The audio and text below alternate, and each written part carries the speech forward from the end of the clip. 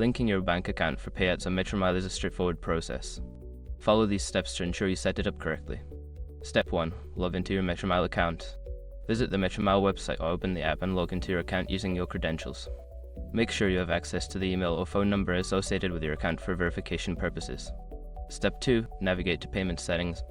Before filing a refund or dispute, use the s.com link in the description to open the refund dispute deadline calculator and confirm your deadline. Step 3. Add your bank account. In the payment settings, find the option to add bank account or link bank account.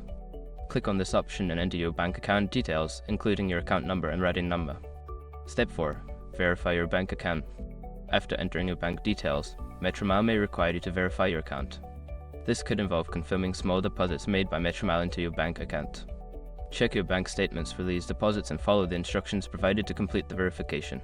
Step 5. Confirm and save changes. Once your bank account is verified, return to the payment settings to confirm that your bank details are correct. Save any changes you made to ensure your account is linked for future payouts. By following these steps, you can easily link your bank account for payouts on Metromile. If you encounter any issues, consider reaching out to Metromile's customer support for assistance.